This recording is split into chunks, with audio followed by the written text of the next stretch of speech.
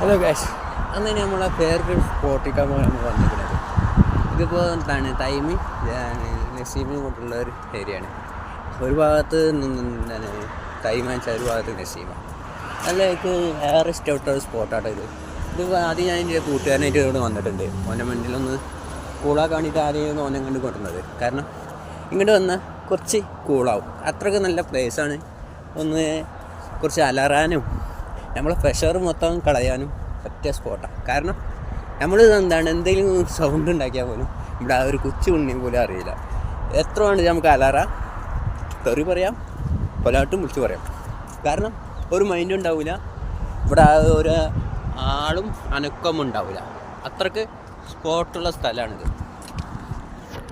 ടൈമിൽ നിന്ന് ടൈം കഴിഞ്ഞ് നശിക്കുക. ഇവിടെ നമുക്ക് ജോഗിങ് ചെയ്യാനും എക്സസൈസ് ചെയ്യാനും നമ്മളെ എന്ത് കാര്യത്തിനും